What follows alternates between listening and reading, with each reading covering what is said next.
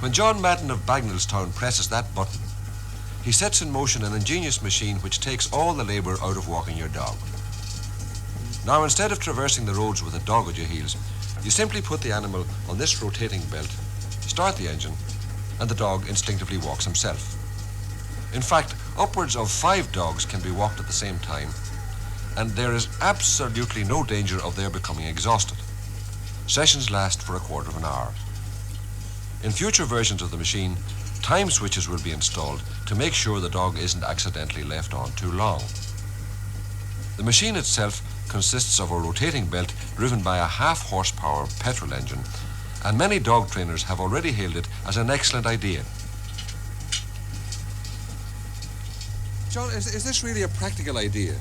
Well, I think it's a very good idea from what we know about it, you know. Yeah? We have seen this down in Cork ourselves. That's where we got the idea from, with Paddy Cashman down there. Yes. Tony O'Brien and my son Jimmy went down there, and Paddy Cashman thinks that it's fantastic. He generally uses it for 4 or 5 dogs at a time on it, you know. And he put on this and go off and do his work and come back and switch her off again, you know. And it's automatically, you know. It's automatic switch as on her, you know. But what's the practical necessity for it?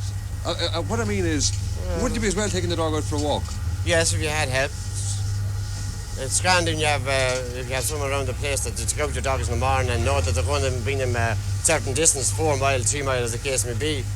But that doesn't work out always, you know. How far does a dog need to be walked each day?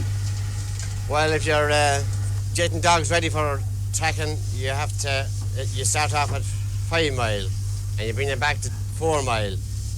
And when you have them at 4 mile for a certain length, you bring them back to 3 miles.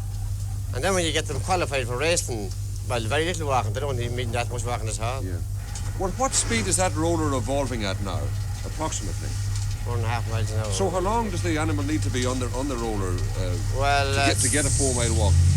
20 minutes, I'd say. 20? Yeah, should do the job. Actually, but if machine, you can have 3 dogs on it, unattended. When you get them, it takes a bit of practice. When they get used to it, they'll come out and go up on that machine themselves. Well, is there no risk you might forget about them and come back and find them? Oh, yes, there is, yeah. There is a real risk, yeah. You know, if you use the time switch, you can set it, like, you know, for a half an hour, a quarter of an hour, as the case may be. Do you foresee any wider use for exercising small dogs, poodles and the like of that? Or is it purely for greyhounds? It's more. This one is. I'm sure you can build them for poodles, all right, you know. But this is really for greyhounds, you know. Well, John, greyhounds are fairly nervous animals. Is it not a problem to get them to walk on this roller? No, mind you, we don't find no trouble. The first day was the worst day we had with them, like, you know. And then they get used to it.